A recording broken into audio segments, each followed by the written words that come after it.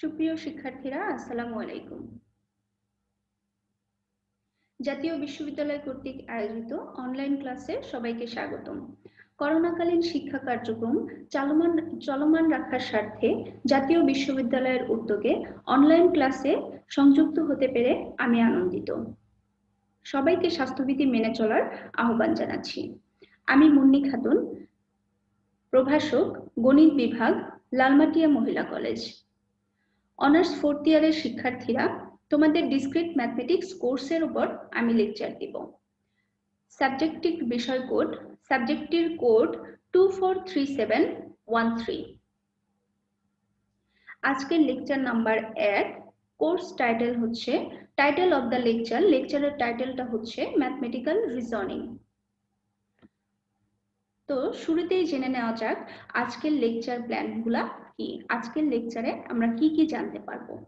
আজকের লেকচারে যে বিষয়টা জানতে পারবো, what is discrete mathematics, discrete mathematics কি, why do you need to study discrete mathematics, discrete mathematics বিষয়টা আমরা কেন পড়বো।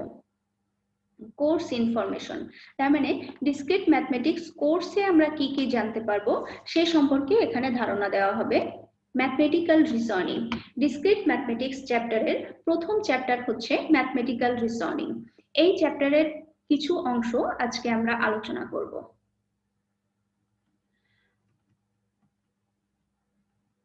তো শিক্ষার্থীরা, এখন আমরা জেনে নেব what is discrete mathematics. Discrete শব্দের অর্থ বিচ্ছিন্ন, তার মানে বিচ্ছিন্ন গণিত কি। বিচ্ছিন্ন গণিত হচ্ছে এমন একটা গণিত যেখানে বিচ্ছিন্ন অবজেক্ট নিয়ে আলোচনা করা হয়। বিচ্ছিন্ন মানে হলো যেগুলো কন্টিনিউয়াস নয়।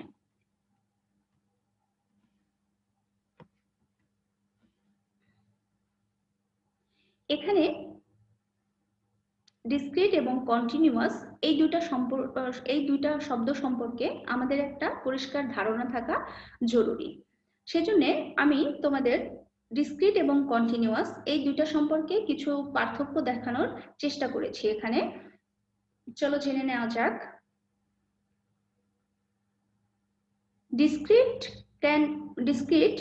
ডিসক্রিট অবজেক্ট হচ্ছে, discrete cannot be broken down into fraction or decimal. তার মানে ডিসক্রিট অবজেক্ট গুলাকে ফ্র্যাকশন অথবা ডেসিমেল মানে ভগ্নাংশ মানে প্রকাশ করা যায় না। অপরদিকে continuous can be broken down into fraction or decimal, অর্থাৎ কন্টিনিউয়াস মানগুলোকে আমরা ফ্র্যাকশন অথবা ডেসিমাল মানে প্রকাশ করতে পারি।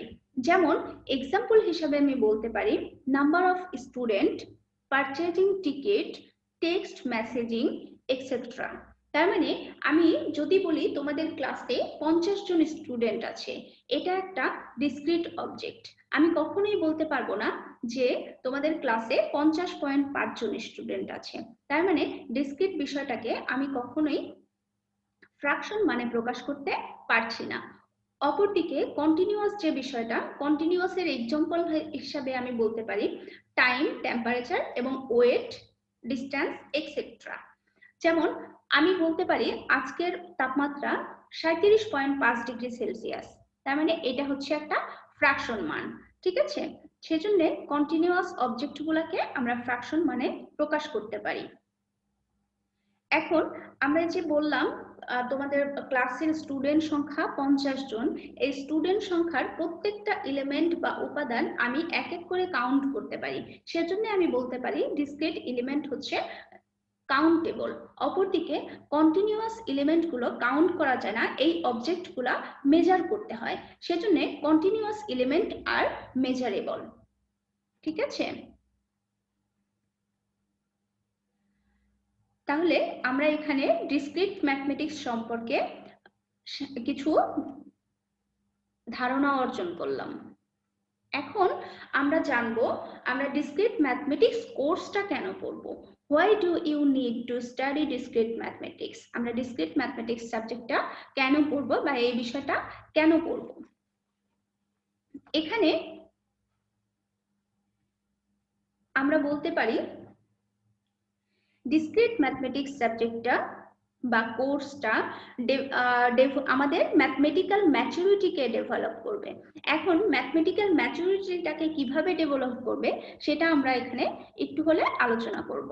এখানে দেখা যাচ্ছে it is very good tool for improving problem solving capabilities. তার মানে হচ্ছে ডিসক্রিট ম্যাথমেটিক্সটা আমাদের প্রবলেম সলভিং করতে সলভিং এর যে ক্যাপাবিলিটি এটাকে বৃদ্ধি করে বা ইমপ্রুভ করে। এখন কিভাবে ইমপ্রুভ করে সেটা বলতে গেলে আমি ফ্রাঙ্কলি বলতে যদি বলি, তাহলে যারা কম্পিউটার প্রোগ্রামার তারা যখন কোনো একটা প্রোগ্রাম সলভ করে তখন অনেক ম্যাথমেটিক্যাল টার্ম ইউজ করে অথবা অনেক লজিক ইউজ করে, যেটা প্রোগ্রামটা অ্যালগোরিদম লিখতে হেল্প করে। সেই যে লজিক যেগুলা ইউজ করে সেই লজিক বিষয়গুলা, এখানে লজিক্যাল যে রিজনিং বিষয়গুলা সেটা আমাদের ডিসক্রিট ম্যাথমেটিক্সে আমরা জানবো। যখন প্রোগ্রামটা লেখা হয়ে গেল তখন সেই বিষয় বা যুক্তিগুলা সেখানে সঠিক ধারণা দেয়া আছে কিনা সেটা একটা ম্যাথমেটিক্যালি প্রুফ করা হয়। এই ম্যাথমেটিক্যাল প্রুফ বিষয়টাও আমরা জানবো হচ্ছে ডিসক্রিট ম্যাথমেটিক্সে। দেন আমরা প্রোগ্রাম সলভিং এর ক্ষেত্রে যখন আমরা কোনো একটা প্রোগ্রামকে এক্সিকিউট করব তখন সেই প্রোগ্রাম এক্সিকিউট করার যে টাইম টেবল সেটা আমরা কাউন্ট করতে পারি। কাউন্ট করার যে লজিকটা সেটা আমরা জানতে পারি ডিসক্রিট ম্যাথমেটিক্স থেকে। ঠিক আছে, এখন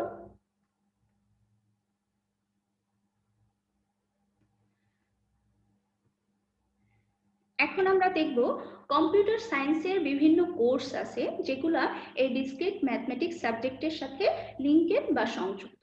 এখন কোন কোন বিষয়টা ডিসক্রিট ম্যাথমেটিক্স সাবজেক্টের সাথে লিঙ্কেড বা সংযুক্ত সেটা আমরা জানবো। মূলত এই সাবজেক্টগুলোতে ডিসক্রিট ম্যাথমেটিক্সটা এই সাবজেক্টগুলোর ফান্ডামেন্টাল একটা বেসিক যে ধারণাটা সেই ধারণাগুলো দেয় ডিসক্রিট ম্যাথমেটিক্স। কম্পিউটার সায়েন্সের যে কোর্সগুলো ডিসক্রিট ম্যাথমেটিক্স এর সাথে সংযুক্ত সেই কোর্সগুলো হলো data structure, algorithm analysis and design,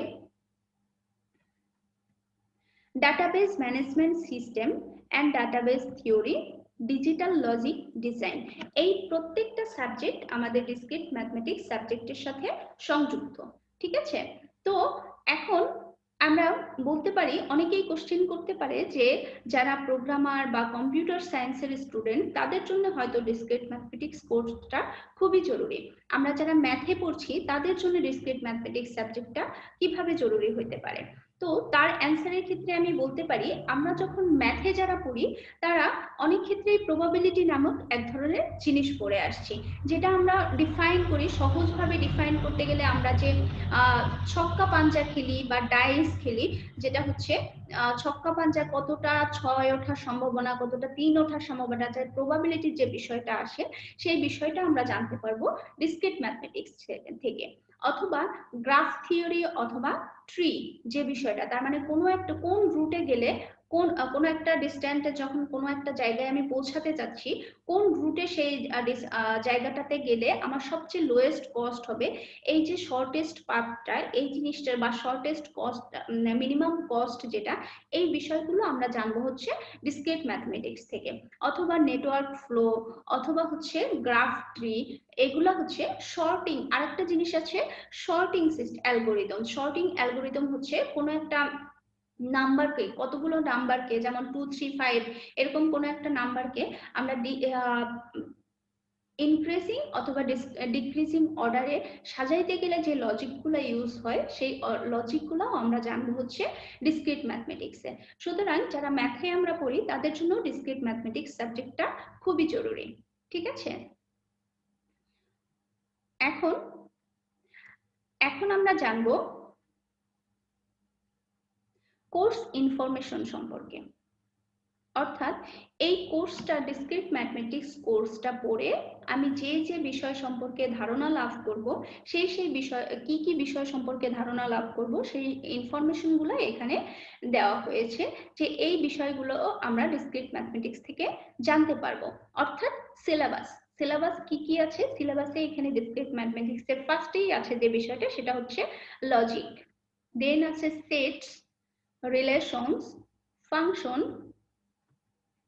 কম্বিনেটরি, যেটা হচ্ছে কম্বিনেটরের মধ্যে আবার কয়েক ধরনের জিনিস আছে, সেটা হচ্ছে counting, permutation and combination, recursion, mathematical induction, graph theory, যেটা আমি আগেও বলেছি গ্রাফ এন্ড ট্রি দ্বারা গঠিত, সর্টিং প্রবলেম, এবং লাস্টে আরেকটা জিনিস বলা যায় যেটা হচ্ছে নেটওয়ার্ক ফ্লো।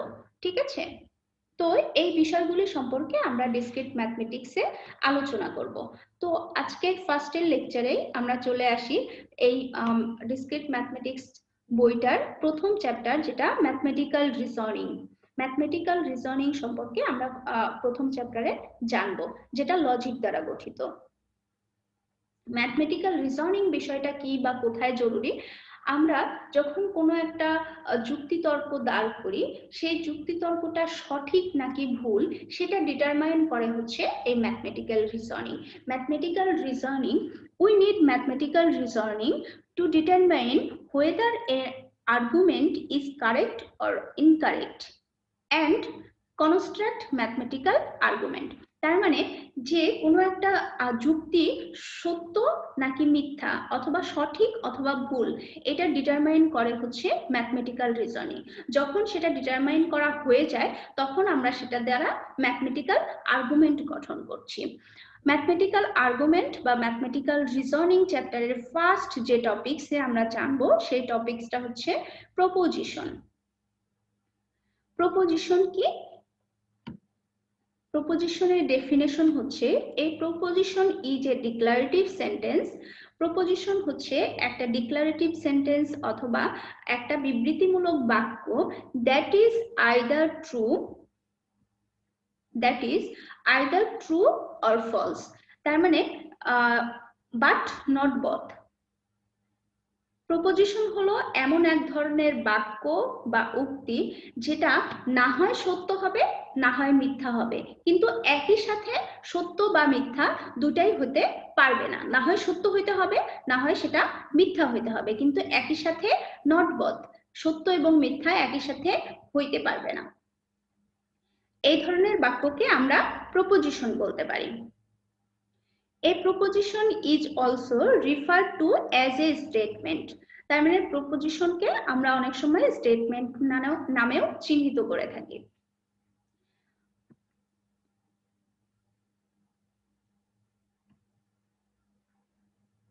এখানে আমি কয়েকটা এক্সাম্পল দিয়েছি, যে এক্সাম্পল দ্বারা আমরা ডিফাইন করব যে এগুলা প্রপোজিশন হবে কিনা। ফার্স্টে যে এক্সাম্পল গুলো দিয়েছি সেটা হচ্ছে ভ্যালিড লজিক আর্গুমেন্ট নিয়ে। ফার্স্টে প্রপোজিশনের একটা এক্সাম্পল হিসেবে আমি লিখেছি Dhaka is the capital of Bangladesh. তার মানে হচ্ছে ঢাকা বাংলাদেশের রাজধানী।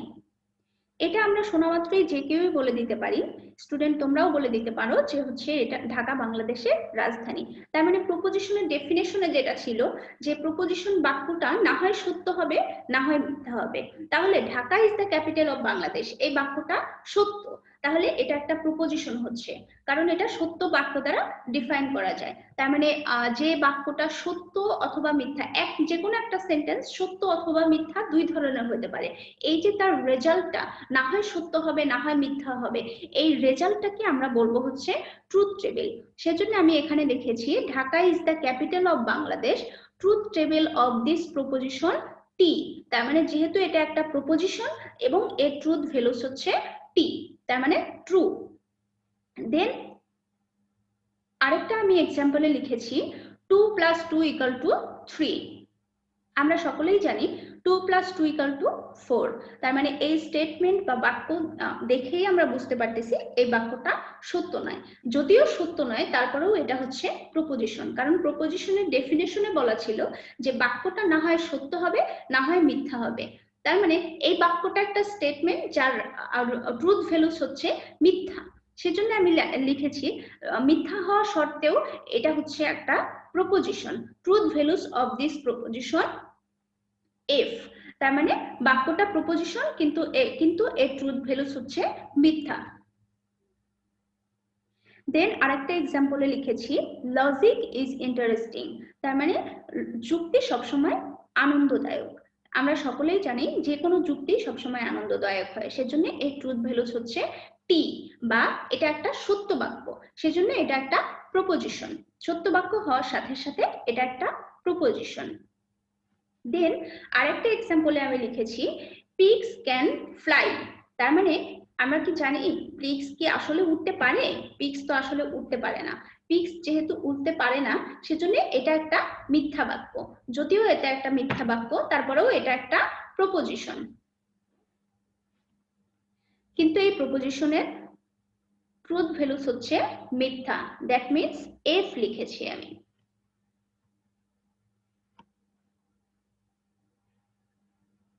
The truth values of a proposition is denoted by T and the false values of a proposition is denoted by F। তার মানে প্রপোজিশনের ট্রুথ ভ্যালুর সত্য বাক্যকে আমরা ডিনোট করি টি দ্বারা এবং মিথ্যা ভ্যালুটাকে আমরা ডিনোট করি হচ্ছে এফ দ্বারা, যেখানে আমি অলরেডি এখানে এক্সাম্পলে সেটা ইউজ করে আসছি। Truth values of this proposition T, truth values of this proposition F, যেটা এখানে ডিনোট করা হয়ে গেছে অলরেডি। ঠিক আছে, আশা করি শিক্ষার্থীরা তোমরা প্রপোজিশনের যে স্টেটমেন্ট, প্রপোজিশনের যে ডেফিনিশন সেটা এক্সাম্পল সহ ক্লিয়ার হয়েছে। তারপরে এখানে আমি আরো কিছু এক্সাম্পল রেখেছি যেটা প্রপোজিশন নয়। এখন কেন প্রপোজিশন নয় সেটা আমরা দেখে আসি। এখানে কিছু এক্সাম্পল লিখেছি, হোয়াট টাইম ইজ ইট। যদি কেউ কোশ্চেন করে হোয়াট টাইম ইজ ইট, তার মানে এখন কয়টা বাজে, সময় কত, এরকম যদি কেউ জিজ্ঞাসা করে তাহলে এই বাক্যটার অ্যান্সার কি সত্য অথবা মিথ্যা দিয়ে দেওয়া সম্ভব? যদি কেউ কোশ্চেন করে হোয়াট টাইম ইজ ইট আর তুমি যদি বলো সত্য, তাহলে এটার অ্যান্সার হলো? এটার অ্যান্সার হবে না। তার মানে এটা সত্য অথবা মিথ্যা দ্বারা ডিফাইন করা যাচ্ছে না। সেজন্য কোনো কোশ্চিনমূলক, এটা কোনো প্রশ্নবোধক বাক্য বা কোশ্চিন জাতীয় কোনো বাক্যকে আমরা প্রপোজিশন বলতে পারবো না, কারণ এই বাক্যগুলোকে কখনো সত্য অথবা মিথ্যা দ্বারা ডিফাইন করা যায় না। দেন আরেকটা এক্সাম্পলে চলে যাচ্ছি, রিড দিস কেয়ারফুলি। তার মানে মনোযোগ সহকারে পড়ো। এখানে এই বাক্যকেও আমরা সত্য অথবা মিথ্যা দ্বারা ডিফাইন করতে পারতেছি না, সত্য অথবা মিথ্যা দ্বারা প্রকাশ করতে পারছি না। এই বাক্যটা মূলত একটা কমেন্ট বা ইম্পারেটিভ সেন্টেন্স প্রকাশ করছে। তাহলে এখান থেকে আমরা দেখতে পাচ্ছি যেহেতু কমেন্টস এবং ইম্পারেটিভ সেন্টেন্সকে আমরা সত্য বা মিথ্যা দ্বারা প্রকাশ করতে পারি না, তাহলে কমেন্ট অথবা ইম্পারেটিভ সেন্টেন্সকে আমরা কখনোই প্রপোজিশন বলতে পারবো না। পরের এক্সাম্পল থেকে দেখি, এখানে লেখা আছে x, এখানে দেয়া আছে x প্লাস 1 ইকুয়ালস টু 2। এখানে একটু খেয়াল করলে দেখা যাক এই বাক্যটা সত্যও হতে পারে আবার মিথ্যাও হতে পারে।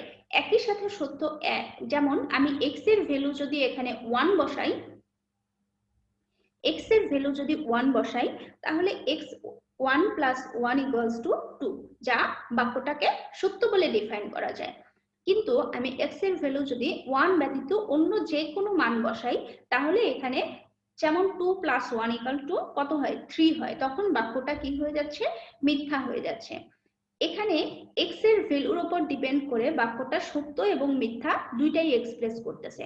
যেহেতু এখানে কোনো ভ্যালু অ্যাসাইন করা নাই বা ভ্যালু ডিফাইন করা নাই, তাহলে এই বাক্যটাকে আমরা সত্য মিথ্যা কোনোটাই বলতে পারছি না। প্রপোজিশনের ডেফিনেশনে যেহেতু বলা ছিল না হয় সত্য না হয় মিথ্যা প্রকাশ করবে, একই সাথে দুইটা এক্সপ্রেস করা যাবে না। দ্যাটস ওয়াই এই বাক্যটাকে আমরা প্রপোজিশন বলতে, এই স্টেটমেন্টটাকে আমরা প্রপোজিশন বলতে পারছি না। পরের একটা এক্সাম্পলে আমি লিখেছি Bangladesh and India. Bangladesh and India, এটা কি কোনো স্টেটমেন্ট হলো? এটা কোনো বাক্য হয়নি, বরং এটা দ্বারা শুধুমাত্র দুইটা ওয়ার্ড বোঝানো হয়েছে। বাংলাদেশ এন্ড ইন্ডিয়া দুইটা ওয়ার্ড বোঝাইছে, এটা কোনো বাক্য গঠিত হয়নি, তার মানে এটা কোনো স্টেটমেন্ট না। দ্যাটস ওয়াই এটাকে আমরা প্রপোজিশন বলতে পারবো না। দেন আমি আরেকটা এক্সাম্পল লিখেছি, লতা ইজ দ্য বেস্ট স্টুডেন্ট। এখানে লতাকে বেস্ট স্টুডেন্ট বলা হয়েছে, লতাকে বেস্ট স্টুডেন্ট বলা হয়েছে। এটা হতে পারে, এটা আমার অপিনিয়ন, আমার অপিনিয়নে হয়তোবা লতা খুবই ভালো ছাত্রী বা খুবই ভালো ছাত্রী, এটা আমার অপিনিয়নও হইতে পারে। হয়তোবা তোমার অপিনিয়নে লতা খুব ভালো স্টুডেন্ট না, সেক্ষেত্রে আমার অপিনিয়নের ক্ষেত্রে লতা যে বেস্ট স্টুডেন্ট এটা সত্য, কিন্তু তোমার অপিনিয়নের ক্ষেত্রে লতা বেস্ট স্টুডেন্ট এটা মিথ্যা। তাহলে একই সাথে অপিনিয়নে দেখা যাচ্ছে দুইজনের অপিনিয়নের ক্ষেত্রে বা মতবাদের ক্ষেত্রে স্টেটমেন্টটার মান সত্য এবং মিথ্যা দুইটাই চলে আসছে। সেজন্য যেহেতু এই সত্য মিথ্যা একই সাথে দুইজনের ক্ষেত্রে দুই রকম হচ্ছে, এজন্য এটাকে আমরা প্রপোজিশন বলতে পারবো না। তার মানে কোনো অপিনিয়ন জাতীয় বাক্যকে আমরা সত্য মিথ্যা দ্বারা ডিফাইন করতে পারি না। দ্যাটস ওয়াই অপিনিয়ন জাতীয় বাক্য কখনো প্রপোজিশন হবে না। পরের এক্সাম্পলে লিখেছি he is a college student, সে একজন কলেজের ছাত্র। এখানেও খেয়াল করলে দেখা যাবে হি দ্বারা কোনো পার্সনকে ডিফাইন করা হয়নি। হি বলতে আমি হতে পারি, হি বলতে তুমি হতে পারো, যে কোনো একটা স্টুডেন্ট হতে পারে। এখন যে কোনো একটা স্টুডেন্টকে যদি আমি বলি যে তুমি কলেজ স্টুডেন্ট, সে তো কলেজ স্টুডেন্ট নাও হতে পারে, সে অন্য কোথাও পড়তে পারে।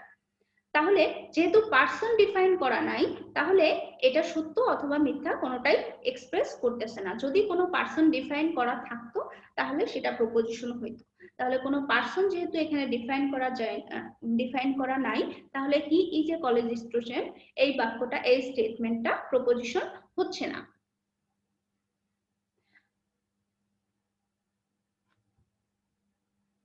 তাহলে এই এক্সাম্পল গুলো থেকে শিক্ষার্থী তোমরা সকলেই বুঝতে পারছো যে কোনটা প্রপোজিশন, কোন জাতীয় স্টেটমেন্টকে আমরা প্রপোজিশন বলতে পারবো আর কোন জাতীয় স্টেটমেন্টকে আমরা প্রপোজিশন বলতে পারবো না। আমি তোমাদের সুবিধার্থেই দুইটা প্রপোজিশনের স্টেটমেন্ট আলাদা করে দিয়েছি যে কোনগুলা প্রপোজিশন হচ্ছে, কোনগুলা প্রপোজিশন হচ্ছে না। আশা করি এই আলাদা আলাদা এক্সাম্পল থেকে তোমরা সবাই ক্লিয়ার হয়েছো যে কোনগুলা প্রপোজিশন এবং কোনগুলা প্রপোজিশন নয়। দেন এবার আমরা চলে আসছি প্রপোজিশনাল ভেরিয়েবলস। এখানে এখন আমরা যে কোন বাক্যগুলোকে প্রপোজিশন বলতেছি আর কোন বাক্যগুলোকে প্রপোজিশন বলতেছি না, এটা একটা মোটামুটি ক্লিয়ার ধারণা পেয়ে গেছি। এখন এখান থেকে কোন একটা বাক্য যদি প্রপোজিশন হয়, দেন আমাদের আসবে হচ্ছে প্রপোজিশনাল ভেরিয়েবল জিনিসটা কি। এখন প্রপোজিশনাল ভেরিয়েবল জিনিসটা হচ্ছে কোনো একটা প্রপোজিশনকে আমি যদি কোনো একটা সিম্বল দ্বারা ডিফাইন করি, এই সিম্বলটাই হবে হচ্ছে প্রপোজিশনাল ভেরিয়েবল। যেমন এখানে আমি লিখেছি এক্সাম্পল হিসেবে টুডে ইজ ফ্রাইডে, তার মানে আজকে হচ্ছে শুক্রবার, কিন্তু আজকে কি বার? আজকে দেখা গেল আজকে বৃহস্পতিবার, তাহলে আজকে শুক্রবার না, টুডে ইজ ফ্রাইডে, এটা একটা এর ট্রুথ ভ্যালু হচ্ছে ফলস। তার মানে এটা একটা প্রপোজিশন কিন্তু তার ট্রুথ ভ্যালু হচ্ছে ফলস। যেহেতু এটা একটা প্রপোজিশন এবং এই বাক্যটাকে আমি পি দ্বারা ডিক্লেয়ার করেছি, এই বাক্যটাকে আমি পি দ্বারা ডিক্লেয়ার করেছি, তাহলে এই পিটা হচ্ছে এখানে প্রপোজিশনাল ভেরিয়েবলস। পরের আমি আরেকটা এক্সাম্পলে লিখেছি ইট ইজ রেইনিং, তার মানে বৃষ্টি হচ্ছে, কিন্তু আসলে কি এখন বৃষ্টি হচ্ছে? যদি হয় তাহলে এটা একটা ট্রুথ, এর ট্রুথ ভ্যালুস ট্রু, আর যদি বৃষ্টি না হয় তাহলে এর ট্রুথ ভ্যালুস হচ্ছে ফলস। ট্রু এবং ফলস যাই হোক না কেন, মূল কথা হচ্ছে এই বাক্যটা একটা প্রপোজিশন এবং এই বাক্যটাকে আমি কিউ দ্বারা প্রকাশ করেছি, তাহলে এই কিউ হচ্ছে এখানে প্রপোজিশনাল ভেরিয়েবলস। Propositional variable. শিক্ষার্থীরা আশা করি সকলেই প্রপোজিশনাল ভেরিয়েবল কোনগুলা সেটা তোমরা ক্লিয়ার হয়েছো।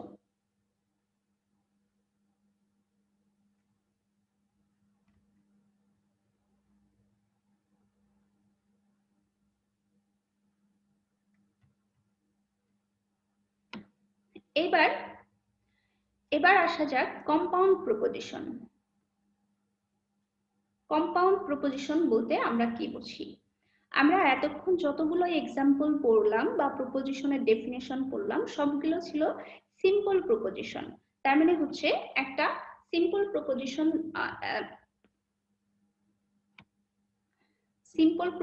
দ্বারা কয়েকটা সিম্পল প্রপোজিশন দ্বারাই আমরা কম্পাউন্ড প্রপোজিশনটা গঠন করব। সেটা কিভাবে গঠন করব? Mathematical statement constructed by combining two or more simple proposition is called compound proposition. তার মানে দুই অথবা ততোধিক সিম্পল প্রপোজিশন গুলা একত্র হয়ে কম্পাউন্ড প্রপোজিশন গঠন করে। দুই বা ততোধিক সিম্পল প্রপোজিশন একত্রিত হয়ে কম্বাইন হয়ে আমরা কম্পাউন্ড প্রপোজিশন গঠন করতেছি। কম্পাউন্ড প্রপোজিশনকে অনেক সময় দেখা যায় simple statement could be use to build a compound statement, তার মানে অনেক ক্ষেত্রে সিম্পল স্টেটমেন্টটাও আমরা হচ্ছে কম্পাউন্ড স্টেটমেন্ট হিসেবে কাউন্ট করতে পারি বা ধরতে পারি। এখানে কিছু এক্সাম্পল আমি লিখেছি কম্পাউন্ড প্রপোজিশনের, দেখে আসা যাক যে এক্সাম্পলগুলা কি কি। Example, consider the following sentences. এখানে লিখেছি 3 + 2 = 5।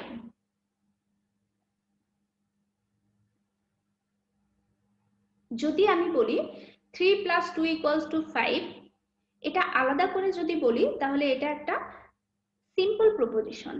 And Lahore is the city of Pakistan, এখানে বলেছি লাহোর হচ্ছে পাকিস্তানের একটা শহর বা সিটি, ঠিক আছে? তাহলে এই বাক্যটাকে যদি আমি আলাদা করে বলি তাহলে এই বাক্যটাও একটা সিম্পল প্রপোজিশন। যখন এই 2 + 3 = 5 and Lahore is a city of Pakistan, এই দুইটা সিম্পল প্রপোজিশন আমি যখন একত্র করে গঠন করলাম তখন একটা কম্পাউন্ড প্রপোজিশন গঠিত হয়ে গেল। তখন এই সিম্পল প্রপোজিশন দুইটাকে আমি একটা অপারেটর দ্বারা যুক্ত করেছি, সেই অপারেটরটা হচ্ছে এখানে এন্ড অপারেটর দ্বারা যুক্ত করেছি। পরের একটা এক্সাম্পল আছে, দ্য গ্রাস ইজ গ্রিন, তার মানে হচ্ছে ঘাস হচ্ছে সবুজ। এটা আলাদা করে বললে এটা একটা simple proposition. Or it is hot today, তার মানে আজকে খুবই গরম। এটাও যদি আমি আলাদা করে বলি তাহলে এটাও আরেকটা সিম্পল প্রপোজিশন। যখন এই গ্রাস ইজ গ্রিন এবং ইট ইজ হট টুডে এই দুটা বাক্যকে আমি অর দ্বারা যুক্ত করেছি তখন এই টোটাল বাক্যটা একটা কম্পাউন্ড প্রপোজিশন গঠিত হয়ে গেছে। The grass is green or it is hot today, এই টোটাল বাক্যটা একটা কম্পাউন্ড প্রপোজিশন নির্দেশ করে। এখন এখানে যখন আমি কম্পাউন্ড প্রপোজিশন কয়েকটা গঠন করলাম তখন এই মাঝে এন্ড অথবা অর অথবা নট এরকম জাতীয় কিছু শব্দ ইউজ করেছি। এই শব্দগুলোকে আমরা বলবো হচ্ছে লজিক্যাল কানেক্টিভস অর লজিক্যাল অপারেটর। তার মানে লজিক্যাল কানেক্টিভস অথবা লজিক্যাল অপারেটর বলা হয়। এখন আমরা জানবো লজিক্যাল অপারেটর গুলা কি কি। লজিক্যাল অপারেটর তার মানে একটা কম্পাউন্ড প্রপোজিশন গঠন করার সময় আমরা যে অপারেটর গুলো ইউজ করি সেই অপারেটর গুলোকে আমরা বলবো হচ্ছে লজিক্যাল অপারেটর। কম্পাউন্ড প্রপোজিশন গঠন করার ক্ষেত্রে আমরা যে লজিক্যাল অপারেটর গুলো ব্যবহার করি সেই অপারেটর গুলোকে আমরা বলবো হচ্ছে লজিক্যাল অপারেটর। এখানে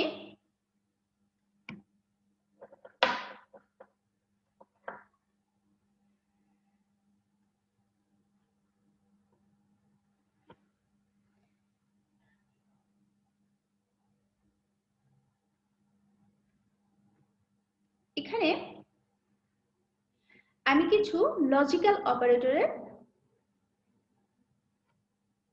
চিহ্ন সহ নাম সহ চিহ্ন দিয়েছি যেগুলো আমরা পরবর্তী ডেফিনিশন পড়ার ক্ষেত্রে খুবই ইউজফুল হবে। এজন্য সব এখানে যতগুলো অপারেটরের চিহ্ন দেওয়া আছে এই চিহ্ন এবং নাম সহ তোমাদের একটু মনে রাখা খুবই জরুরি। যেমন এখানে একটা চিহ্ন দেওয়া হয়েছে, এই অপারেটরটার নাম হচ্ছে নট বা ম্যাথ টার্ম হিসাবে এটাকে বলা হয় হচ্ছে নেগেশন, যেটার মানে হচ্ছে নট। তার মানে নেগেশন হচ্ছে নট ডিফাইন করে বা নট বোঝায়, যেটাকে আমরা এক্সপ্রেস করি নেগেশন এক্স। এক্সাম্পল হিসেবে এখানে দেওয়া আছে নেগেশন এক্স। পরেরটা আছে হচ্ছে এন্ড চিহ্ন, এটা হচ্ছে কনজাংশন নির্দেশ করে আর এটার মিনিং হচ্ছে এন্ড, তার মানে দুইটাকে যুক্ত করে। X conjunction Y. X example হিসেবে দেওয়া আছে এক্স কনজাংশন ওয়াই। পরেরটা আছে হচ্ছে ডিসজাংশন। এই চিহ্নটাকে আমরা ডিসজাংশন বলবো। এটা ডিসজাংশনের অপারেটর, আর ম্যাথমেটিক্যালি ভাষায় এটাকে বলা হয় হচ্ছে ডিসজাংশন। এর মিনিং হচ্ছে অর নির্দেশ করে, তার মানে দুইটা বাক্যের মাঝে যখন থাকে তখন সেটা অর নির্দেশ করে। যেমন এখানে এক্স এবং ওয়াই এর মধ্যে ডিসজাংশন অপারেটরটা অর নির্দেশ করতেছে, এক্স ডিসজাংশন ওয়াই। দেন পরের একটা তীর চিহ্ন দিয়ে যে সিম্বলটা দেওয়া আছে এটা কন্ডিশনালের সিম্বল নির্দেশ করে, কন্ডিশনালের সিম্বল নির্দেশ করে।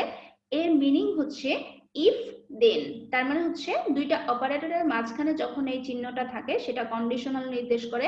এক্সাম্পল হিসাবে এখানে দিয়েছি এক্স কন্ডিশনাল ওয়াই। এখানে আরেকটা অপারেটর দিয়েছি বাই কন্ডিশনাল। এটার ম্যাথমেটিক্যাল টার্ম হচ্ছে বাই কন্ডিশনাল। এটা এক্সপ্রেস করে হচ্ছে ইফ অ্যান্ড অনলি ইফ, এবং এটাকে পড়া হয় হচ্ছে X if and only if Y. এখানে যে সিম্বলগুলো দেয়া আছে এই সিম্বলগুলো পরবর্তী ডেফিনেশন পড়ার ক্ষেত্রে আমাদের খুবই কাজে লাগবে, এজন্য প্রত্যেকটা সিম্বল তোমাদের মনে রাখতে হবে।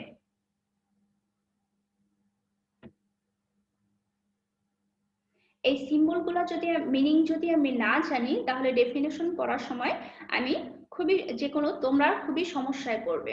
সেজন্য আমাদের প্রত্যেকটা সিম্বল মনে রাখতে হবে। এখানে একটা জিনিস খেয়াল করলে দেখা যাবে নেগেশন ব্যতীত যতগুলো অপারেটর আছে প্রত্যেকটা অপারেটরের ক্ষেত্রে কম্পাউন্ড প্রপোজিশন ব্যবহৃত হয়। এখানে এক্স একটা প্রপোজিশন, ওয়াই আর একটা প্রপোজিশন, প্রত্যেকটার ক্ষেত্রে কম্পাউন্ড প্রপোজিশন। এটা অপারেটরটা ব্যবহৃত হয়ে যেটা আসে সেটা একটা কম্পাউন্ড প্রপোজিশন। শুধুমাত্র নেগেশন হচ্ছে একটা সিম্পল প্রপোজিশন আসে। দেন এখন আমি এই লজিক্যাল অপারেটর গুলো ইউজ করে কিছু ডেফিনেশন করানোর চেষ্টা করব। আশা করি তোমরা সেটা ভালো মতো দেখবে। প্রথমে চলে আসি হচ্ছে নেগেশন। নেগেশনের ক্ষেত্রে আমি আগেই বলেছি এটা একটা সিম্পল প্রপোজিশন আসে, একটা প্রপোজিশনের ক্ষেত্রে এটা ব্যবহৃত হয় এবং এটার মানে হচ্ছে নট এক্সপ্রেস করে। তার মানে এখানে একটা প্রপোজিশন পি ধরা হয়েছে, let P be a proposition, P be any proposition, তার মানে হচ্ছে পি যে কোনো প্রপোজিশন হইতে পারে। Then negation P is defined as a false of P, তার মানে কোনো একটা প্রপোজিশন যা দেওয়া থাকবে নেগেশন দ্বারা, কোনো একটা প্রপোজিশন যা দেওয়া থাকবে নেগেশন দ্বারা ঠিক তাকে বিপরীত করে দিবে, তার মানে তাকে নট করে দিবে। যেমন আমি যদি বলি যে টুডে ইজ ফ্রাইডে, এর নেগেশনটা কি হবে? Today is not Friday. He is a student, এর নেগেশন কি হবে? He is not a student. এখানে নেগেশনটাকে ডিনোট করা হয়েছে নেগেশন পি। এখানে পি যেহেতু প্রপোজিশন ধরা হয়েছে তাহলে নেগেশন অফ পি হচ্ছে ডিনোট করে যে এটা পিটাকে নেগেশন নট করে দিয়ে যেটা হয় সেটা হচ্ছে নেগেশন পি। তো এটারও একটা ট্রুথ টেবিল থাকবে, যদিও এটা একটা সিম্পল প্রপোজিশন। তাহলে প্রত্যেকটা যেহেতু একটা প্রপোজিশন এখানে ইউজ হয়েছে তাহলে যে কোনো একটা প্রপোজিশনের ট্রুথ ভ্যালুস কয়টা হতে পারে? না হয় স্টেটমেন্টটা সত্য হবে, না হয় স্টেটমেন্টটা মিথ্যা হবে। তাহলে তার নেগেশনের ক্ষেত্রেও কি হবে? একটা আসবে যদি স্টেটমেন্ট প্রথমটার কোনো একটা প্রপোজিশনটা যদি সত্য হয় তার নেগেশনটা হবে মিথ্যা, আর যদি প্রপোজিশনটা মিথ্যা হয় তাহলে তার নেগেশনটা আসবে হচ্ছে সত্য। তাহলে নেগেশনের ক্ষেত্রে আমি তার ট্রুথ টেবিলটা দেখানোর চেষ্টা করছি। এখানে নেগেশনের এক্সাম্পল হিসাবে দিয়েছি টুডে ইজ ফ্রাইডে, তার মানে আমি যে এক্সাম্পলটা অলরেডি বলে দিয়েছি এখানে সেটাই দেওয়া আছে, today is Friday. Then negation of this, তার মানে হচ্ছে এই টুডে ইজ ফ্রাইডে যে এক্সাম্পলটা এটাকে যদি আমি নেগেশন করি তাহলে কি আসবে? Today is not Friday. তাহলে এটা ট্রুথ টেবিলটা কেমন আসবে? এখানে আমি ট্রুথ টেবিলকে এখানে পি যেহেতু প্রপোজিশন প্রকাশ করেছি তাহলে এই টুডে ইজ ফ্রাইডে এটাকে পি দ্বারা যদি প্রপোজিশন ডিক্লেয়ার করি তাহলে ট্রুথ ভ্যালুস আসবে কয়টা?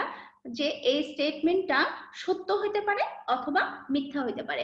একটা প্রপোজিশনের স্টেটমেন্ট বা ট্রুথ ভ্যালুস কত ধরনের আসবে, এটা আমরা কত ধরনের আসবে বা কত প্যাটার্নের আসবে, এটা আমরা একটা সূত্রের মাধ্যমে বের করতে পারি। সূত্রটা কি? 2 to the power n। n হচ্ছে কয়টা প্রপোজিশন আছে সেই প্রপোজিশন নাম্বার। তাহলে এখানে আমি একটা প্রপোজিশন নিয়েছি, p শুধুমাত্র একটা প্রপোজিশন নেওয়া হয়েছে। তাহলে ট্রুথ ভ্যালুসটা কয় ধরনের আসবে?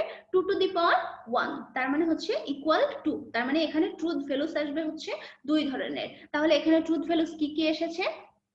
ট্রুথ ভ্যালুস, ট্রুথ একটা, টুডে ইজ ফ্রাইডে এই প্রপোজিশনটা ট্রু হতে পারে অথবা ফলস হতে পারে, এই 2 ধরনের আসতে পারে। সূত্রটা আবার একটু সবার জেনে রাখা জরুরি যে এটা 2 টু দি পাওয়ার n দ্বারা সূত্রটা ডিফাইন করা যায় ট্রুথ ভ্যালুসের কয়টা প্যাটার্ন আসতে পারে। এটা হচ্ছে 2 টু দি পাওয়ার n সূত্র দ্বারা ফাইন্ড করা যায়। 2 টু দি পাওয়ার n, এনটা হচ্ছে কতগুলা প্রপোজিশন আসছে, কতগুলা স্টেটমেন্ট আছে, সেটা হচ্ছে n এর মান। এখানে টুডে ইজ ফ্রাইডে একটা প্রপোজিশন, তার মানে n এর মান হচ্ছে 1। 2 to the power 1 equals to 2। That's why এখানে বি প্রপোজিশনের ট্রুথ টেবিলের মান হচ্ছে একটা ট্রুথ আর একটা ফলস। এখন পি প্রপোজিশনের ট্রুথ টেবিলটা আমি লিখলাম ট্রু আর ফলস। এখন তার নেগেশনটা কি আসবে? তার নেগেশনটা আসবে হচ্ছে negation P. Negation P, P যেহেতু ট্রু তাহলে তার নেগেশনটা কি হবে? যেহেতু তাকে উল্টায় দেয়, তার মানে হচ্ছে ট্রু থাকলে ফলস করে দেয়, তাহলে তার নেগেশনটা এখানে আসছে হচ্ছে ফলস। পিটা ট্রু হলে নেগেশন পি হচ্ছে ফলস, আর পিটা যদি ফলস হয় তাহলে নেগেশন পিটা আসছে ট্রু। ঠিক আছে শিক্ষার্থীরা, আশা করি তোমরা সকলেই নেগেশনের ট্রুথ টেবিলটা ক্লিয়ারলি বুঝতে পেরেছো। এখন আমি চলে যাচ্ছি পরের ডেফিনেশনে। শুধুমাত্র নেগেশনটা ছিল হচ্ছে সিম্পল প্রপোজিশনের ক্ষেত্রে। এখন আমরা যে বিষয়গুলো পড়ব সেগুলো হচ্ছে প্রত্যেকটা কম্পাউন্ড প্রপোজিশন। তার মানে দুইটা প্রপোজিশনের মাঝখানে একটা অপারেটর ব্যবহার করে আমি আরেকটা নতুন প্রপোজিশন গঠন করব, সেটা হচ্ছে কম্পাউন্ড প্রপোজিশন। এই কম্পাউন্ড প্রপোজিশনেরও আমরা একটা করে ট্রুথ ভ্যালুস পাবো, যেটা ট্রু অথবা ফলস এরকম আসবে। এখন প্রথমেই চলে যাচ্ছি কনজাংশন। কনজাংশনের ডেফিনেশনটা আমরা একটু ক্লিয়ার হয়ে আসি। কনজাংশনের ডেফিনেশনে বলা হয়েছে let P and Q be propositions. তার মানে এখানে পি এবং কিউ দুইটা প্রপোজিশন ইউজ হয়েছে, সেজন্য এখানে প্রপোজিশনস লেখা আছে, দুইটা প্রপোজিশন ইউজ হয়েছে। দা প্রপোজিশন পি এন্ড কিউ। কনজাংশনকে আমরা যখন লজিক্যাল অপারেটর দেখলাম তখন কনজাংশনকে আমরা এন্ড দ্বারা ডিফাইন করেছিলাম। তাহলে এখানে লিখেছে the proposition P and Q denoted P conjunction Q. তার মানে এখানে এই প্রপোজিশনটাকে আমরা কিভাবে ডিনোট করতেছি? P conjunction Q. এটা যেহেতু পি কনজাংশন কিউ করার পর একটা কম্পাউন্ড নতুন প্রপোজিশন গঠন করা হয়েছে, সেজন্য এখানে লিখেছে is the proposition. P conjunction Q is the proposition. তার মানে পি কনজাংশন কিউটা হচ্ছে একটা প্রপোজিশন যার ট্রুথ ভ্যালুস কখন আসবে আর ট্রুথ ভ্যালু কখন আসবে, ফলস ভ্যালু কখন আসবে, সেটা এখন আমরা জানবো। That truth value, true value when both p and q are true। তার মানে নতুন যে আমি compound proposition P conjunction Q গঠন করলাম, এর ট্রুথ ভ্যালুস আসবে যখন পি এবং কিউ দুইটাই ট্রু হবে। ট্রু আসবে কখন? যখন পি এবং কিউ দুইটাই ট্রু আসবে, আদারওয়াইজ কি আসবে? ফলস আসবে। আমি আবার বলছি, ট্রু হবে কখন? যখন পি এবং কিউ দুইটাই ট্রু হবে, তখন তার ট্রুথ টেবিলের রেজাল্ট আসবে ট্রু, আদারওয়াইজ কি হবে? ফলস আসবে। তার মানে দুইটা ট্রু হলে ট্রু, আদারওয়াইজ একটা ফলস হলে ফলস, একটা ফলস একটা ট্রু হলে ফলস, দুইটা ফলস হলেও ফলস আসবে।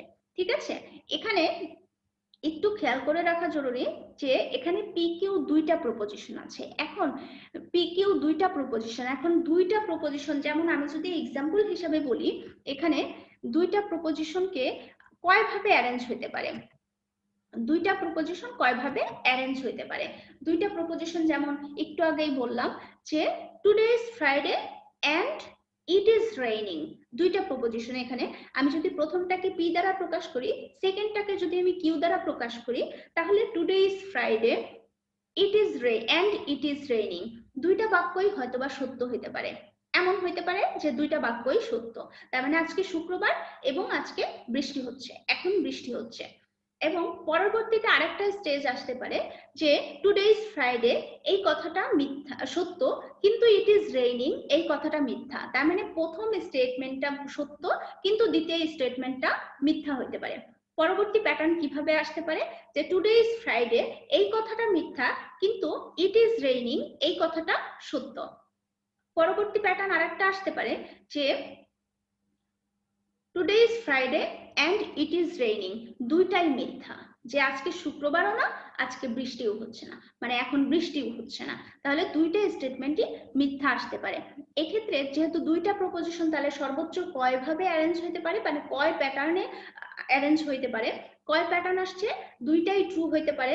প্রথমটা ট্রু হইতে পারে, দ্বিতীয়টা ফলস হইতে পারে, দ্বিতীয়টা ট্রু হইতে পারে, প্রথমটা ফলস হতে পারে, অথবা দুইটাই ফলস হইতে পারে। এই চারটা প্যাটার্নে দুইটা প্রপোজিশন গঠিত হইতে পারে।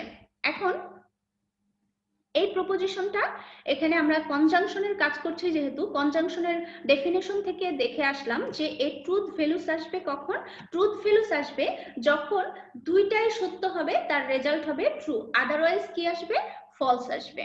তো এখানে আমি কিন্তু আগেও বলেছিলাম যে আমরা প্রপোজিশন কয়টা আসছে তার উপর স্টেটমেন্ট কয়টা আসছে বা প্রপোজিশন কয়টা আসছে সেটাকে ফাইন্ড করা যায় একটা সূত্রের মাধ্যমে, 2 টু দি পাওয়ার n। তাহলে এখানে 2 to the power n, n এর মান হচ্ছে কতগুলো প্রপোজিশন আসছে, এখানে প্রপোজিশন কয়টা আসছে, p এবং q, তার মানে কয়টা আসছে, দুইটা। 2 টু দি পাওয়ার 2 তার মানে কত, ইকুয়ালস টু 4, তার মানে এটা আসতে পারে চার ধরনের প্যাটার্নে। তার মানে আমরা সূত্রের মাধ্যমেও সেটা নির্ণয় করতে পারি, অথবা আমরা সরাসরি যদি আমরা কোনো স্টেটমেন্ট বিবেচনা করে কাউন্ট করি তাহলেও দেখতে পাচ্ছি যে সর্বোচ্চ চার প্যাটার্নে এটা আসতে পারে। তাহলে এখানে কি কি আসতে পারে, যে পি এবং কিউ দুইটাই সত্য হইতে পারে, না হলে পি সত্য কিউ মিথ্যা হইতে পারে, অথবা পি মিথ্যা কিউ সত্য হইতে পারে, অথবা পিও মিথ্যা কিউও মিথ্যা। এই চারটা প্যাটার্নে এই প্রপোজিশন দুইটা অ্যারেঞ্জ হইতে পারে বা প্রপোজিশনটা গঠন হইতে পারে। এখন যেহেতু এটা একটা কম্পাউন্ড প্রপোজিশন, কনজাংশনটা হচ্ছে কম্পাউন্ড প্রপোজিশন, এবং আগেই দেখে আসলাম যে এর ট্রু ভ্যালু আসবে যে দুইটাই যখন সত্য হবে তখন রেজাল্ট হবে সত্য, আদারওয়াইজ কি আসবে, ফলস আসবে। আগে আমি ফাইন্ড করি যে দুইটাই সত্য কোথায় আছে, সেখানে রেজাল্ট লিখবো সত্য, আদারওয়াইজ ফলস। তাহলে ফার্স্ট রোতেই আমি দেখতে পাচ্ছি পি এবং কিউ দুইটাই সত্য আছে। পি এবং কিউ যেহেতু এখানে দুইটাই সত্য আছে, তাহলে এর ট্রুথ ভ্যালুস আসবে পি কনজাংশন কিউ এর ট্রুথ ভ্যালুস আসবে ট্রু, আদারওয়াইজ কি আসবে, ফলস। কারণ কি সেকেন্ড রোতে দেখা যাচ্ছে ট্রু, প্রথমটা ট্রু আছে, সেকেন্ডটা ফলস আছে, তাহলে রেজাল্ট আসবে কি, ফলস। তার মানে থার্ড রোতে কি আছে, থার্ড রোতে আছে প্রথমে ফলস আছে, সেকেন্ডটা আছে ট্রু, তার মানে রেজাল্ট আসবে ফলস। ফোর্থ রোতে আছে প্রথমটা মিথ্যা, পরেরটাও মিথ্যা, তাহলে রেজাল্ট আসবে মিথ্যা। ঠিক আছে, আশা করি কনজাংশনের ডেফিনিশন এবং ট্রুথ টেবিল তোমরা সকলেই ক্লিয়ার হয়েছো। এবার চলে যাচ্ছি আমরা ডিসজাংশন। কনজাংশনের ক্ষেত্রে আরেকটা জিনিস জরুরি, তাহলে আমরা কনজাংশনের ট্রুথ টেবিল থেকে কি দেখতে পেলাম, কনজাংশনের ট্রুথ টেবিল থেকে আমরা দেখতে পাচ্ছি যে একটা সত্য এবং বাকি তিনটা মিথ্যা এসেছে। এবার চলে যাচ্ছি ডিসজাংশনের ক্ষেত্রে। ডিসজাংশনের চিহ্ন, এখানে ডিসজাংশনের ক্ষেত্রে আমরা লজিক্যাল অপারেটরের ক্ষেত্রে দেখেছি এটা অর দ্বারা ডিফাইন করা হয়, অর।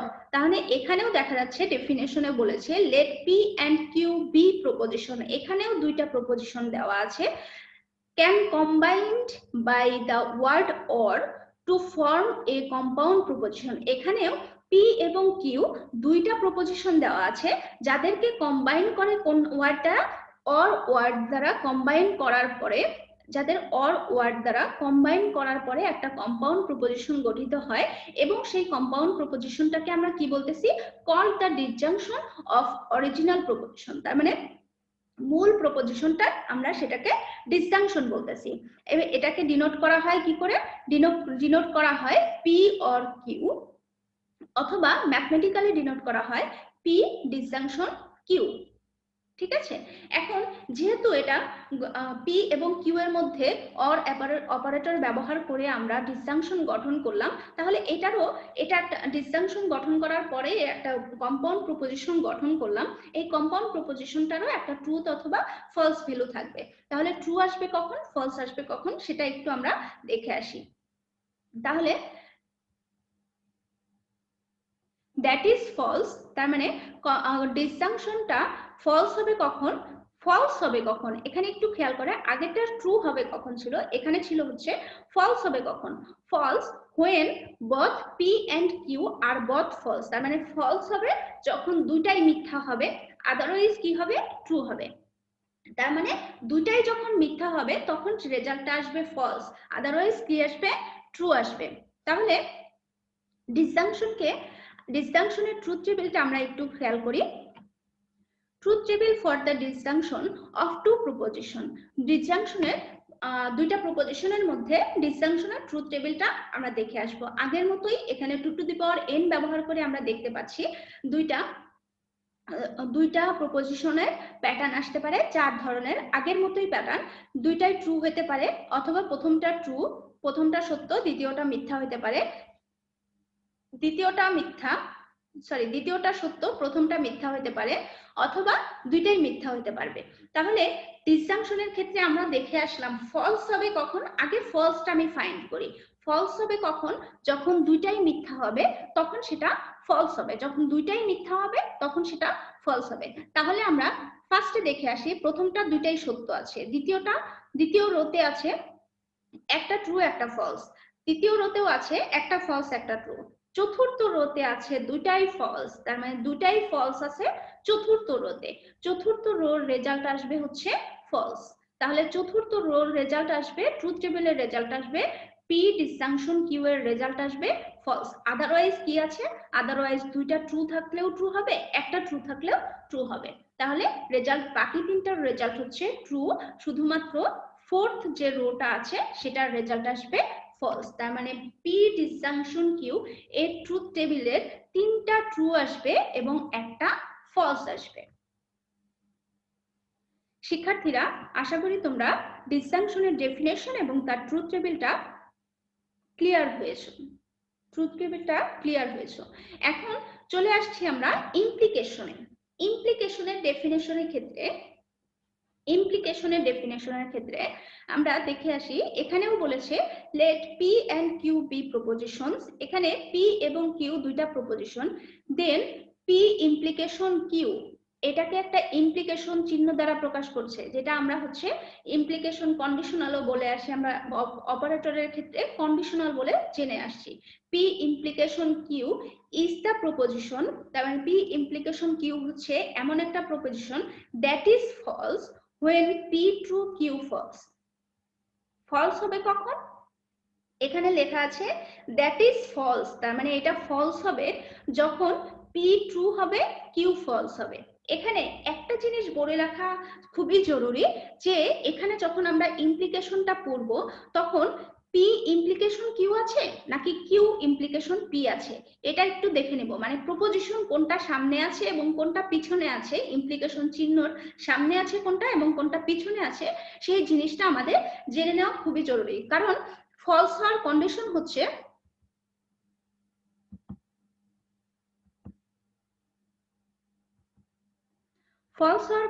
হচ্ছে যখন পি সত্য হবে কিউ ফলস হবে, তার মানে ফলস হওয়ার কন্ডিশন হচ্ছে পি ট্রু কিউ ফলস, তার মানে পি সত্য কিউ মিথ্যা।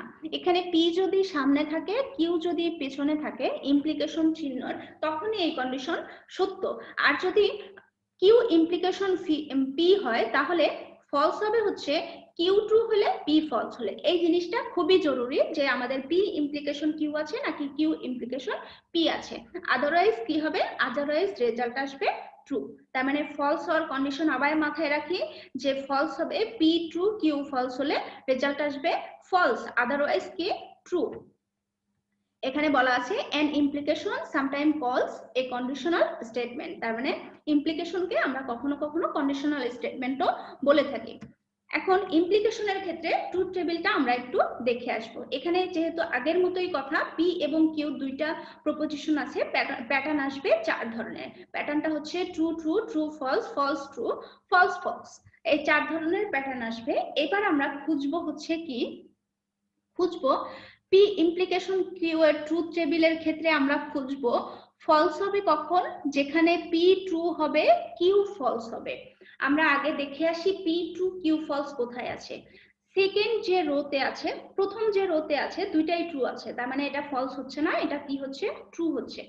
সেকেন্ড যে রো আছে সেখানে পি ট্রু আছে, কিউ ফলস আছে। এটা কিন্তু ইমপ্লিকেশনের যে ফলসের কন্ডিশন দেওয়া আছে সেটা স্যাটিসফাই করে গেছে। তার মানে পি ট্রু দেওয়া আছে, কিউ ফলস দেওয়া আছে, তাহলে রেজাল্ট আসতেছে পি ইমপ্লিকেশন কিউ এর ট্রুথ টেবিলের রেজাল্ট আসতেছে ফলস। দেন থার্ড রোতে আছে পি ফলস কিউ ট্রু, এটা কিন্তু কন্ডিশনের সাথে মিলছে না, তার মানে আদারওয়াইজ এর মধ্যে পড়ছে, এটার রেজাল্ট আসবে ট্রু। পরেরটা আছে পি ফলস কিউ ও ফলস, দুইটাই ফলস আছে, তার মানে ফলস এর কন্ডিশনের সাথে মিললো না, রেজাল্ট আসলো ট্রু। এবার আমরা চলে যাচ্ছি বাই কন্ডিশনালের ডেফিনেশনে। বাই কন্ডিশনাল অনেকটা কন্ডিশনালের মতোই আমরা পড়ব। এখানে বাই কন্ডিশনাল হচ্ছে পি এবং কিউ দুইটা প্রপোজিশন। বাই কন্ডিশনাল কি, এরকম একটা তীর চিহ্ন, দুই পাশে তীর চিহ্ন দিয়ে প্রকাশ করা হয়, P biconditional Q is the proposition. এখানে পি এবং কিউ দুইটা প্রপোজিশন দ্বারা, বাই কন্ডিশনাল দ্বারা যখন গঠিত হচ্ছে তখন একটা নতুন কম্পাউন্ড প্রপোজিশন গঠিত হচ্ছে। এটা ট্রু এবং ফলস হওয়ার কন্ডিশনটা কি সেটা আমরা একটু জেনে নেব। দ্যাট ইজ ট্রু, তার মানে এই বাই কন্ডিশনাল যে প্রপোজিশনটা গঠিত হয়েছে সেটা ট্রু হবে যখন when p and q have the same truth values। এখানে একটু খেয়াল করতে হবে, এখানে কিওয়ার্ডটা হচ্ছে have the same truth values. এখানে সেম ট্রুথ ভ্যালুস বলতে পি এর মান যা কিউ এর মানও তাই হতে হবে। সেম ট্রুথ ভ্যালুস বলতে একই ধরনের মান, তার মানে পি যদি ট্রু হয়, কিউ যদি ট্রু হয়, তখন সেটার অ্যান্সার, ট্রুথ টেবিলের অ্যান্সার হবে ট্রু। তার মানে দুইটা যখন সিমিলার হবে তখন সেটার অ্যান্সার হবে ট্রু, ট্রুথ ভ্যালুসের রেজাল্ট আসবে ট্রু, আদারওয়াইজ কি আসবে, ফলস আসবে। P and Q have the same truth values। এখানে P and Q have the same truth values। সেমটা হচ্ছে এখানে কিওয়ার্ড, ঠিক আছে, এখানে সেমটা হচ্ছে কিওয়ার্ড। এখানে এই কিওয়ার্ড দ্বারা এখানে বলে রাখা দরকার যে আমরা পি এবং কিউ সেম ট্রুথ ভ্যালুস দ্বারা বোঝাচ্ছে যে পি যদি ফলস হয়, কিউও যদি ফলস হয়, তাহলে আমরা এখানে বলতে পারি তারপরেও দুইটা সেম জাতীয় ট্রুথ ভ্যালুস রয়েছে, কারণ পিও ফলস কিউও ফলস, সেক্ষেত্রেও কিন্তু সেম ট্রুথ ভ্যালুস আসতেছে, তার মানে রেজাল্ট কিন্তু সেক্ষেত্রেও ট্রু আসবে। তাহলে এখন আমরা দেখে আসি বাই কন্ডিশনালের ক্ষেত্রে। বাই কন্ডিশনালের ক্ষেত্রে যে ট্রুথ টেবিলটা দেখে আসা দরকার। বাই কন্ডিশনালের ক্ষেত্রে ট্রুথ টেবিলটা হচ্ছে পি এবং কিউ, এখানেও দুইটা প্রপোজিশন আসছে, দুইটা প্রপোজিশনের 4 ধরনের অ্যারেঞ্জ হতে পারে, true true, true false, false true, false false, 4 ধরনের প্যাটার্ন আসতে পারে। এটা কিন্তু আবারও বলছি যে 2 টু দি পাওয়ার n দ্বারা ফাইন্ড করা যায়। ফাইন্ড করা যায় কি করে, যতগুলো স্টেটমেন্ট বা যতগুলো প্রপোজিশন সেটা হচ্ছে n এর মান। এখানে p এবং q দুইটা প্রপোজিশন আছে, that's why 2 to the power 2 equals to 4, তার মানে 4 ধরনের প্যাটার্নে এটা আসতে পারে। এখন biconditional P biconditional Q, এই কলামটা হচ্ছে বাই কন্ডিশনালের ট্রুথ টেবিল। তাহলে ট্রু আসবে কখন, যখন পি এবং কিউ সেম ভ্যালুস থাকবে। তাহলে ফার্স্ট রোতেই আমরা দেখতে পাচ্ছি পি ট্রু আছে, কিউ ও ট্রু আছে, তার মানে দুইটা যেহেতু সেম ভ্যালু, রেজাল্ট আসবে ট্রু। সেকেন্ড রোতে দেখতে পাচ্ছি প্রথমটা ট্রু আছে, দ্বিতীয়টা ফলস আছে, তার মানে রেজাল্ট আসবে ফলস, কারণ এটা হচ্ছে একই ধরনের ট্রুথ ভ্যালুস নাই। পরেরটা কি আসছে, প্রথমটা ফলস, দ্বিতীয়টা ট্রু আসছে, তার মানে যেহেতু একই ধরনের নাই, রেজাল্ট আসবে ফলস। চতুর্থটা দেখা যাচ্ছে, চতুর্থ কলামে দেখা যাচ্ছে প্রথমটা পি এর মানও ফলস, কিউ এর মানও ফলস, তার মানে দুইটা যেহেতু সিমিলার টাইপের ট্রুথ ভ্যালুস, তার মানে দুইটাই ফলস কিন্তু সেটা সিমিলার টাইপ, সিমিলার টাইপের যেহেতু ট্রুথ ভ্যালুস, তাহলে রেজাল্ট আসবে ট্রু, ঠিক আছে। বাই কন্ডিশনালের ক্ষেত্রে দুইটা যদি সিমিলার টাইপের ট্রুথ ভ্যালুস হয় তাহলে ট্রুথ টেবিলের রেজাল্ট আসবে ট্রু, আদারওয়াইজ কি আসবে ফলস। তার মানে বাই কন্ডিশনের ট্রুথ টেবিল আসছে হচ্ছে ফার্স্ট এবং ফোর্থ নাম্বার রোতে ট্রু আসছে, সেকেন্ড এবং থার্ডে আসছে ফলস। আজকের লেকচারে যে কয়টা ডেফিনেশন পড়ানো হলো, আশা করি শিক্ষার্থীরা তোমরা সকলেই লেকচারটা বুঝতে পেরেছো। তারপরেও যদি কারো কোনো সমস্যা হয় বা তোমরা বইতে যখন যে এই বিষয়গুলো খুঁজতে যাবা, তোমরা এক্ষেত্রে ফলো করতে পারো। রেফারেন্স হিসাবে আমি তোমাদের দিয়ে দিয়েছি ডক্টর এম.এফ. রহমানের বই আয়ুব আলী, যেটা তিতাস সিরিজ, তোমাদের জাতীয় বিশ্ববিদ্যালয় কর্তৃক এই বইটা রেফার করা হয়ে থাকে। এছাড়াও তোমরা আমি যে বইটা ফলো করেছি এই রজনের বইটা হচ্ছে তোমরা এখান থেকে এক্ষেত্রে দেখতে পারো। সামস সিরিজের যে বইটা আছে সেটাও ফলো করতে পারো। এই রেফারেন্স গুলো ইউজ করে তোমরা আশা করি আজকে লেকচার গুলো সব ফাইন্ড করতে পারবা, অথবা এই ভিডিওটা পরবর্তীতে দেখে নিও, তোমরা লেকচার গুলো আবার বুঝতে পারবা। আশা করি যে ডেফিনেশন গুলো পড়ানো হয়েছে বা যেটুকু লেকচার দেওয়া হয়েছে তোমরা সকলেই সেটা বুঝতে পেরেছো।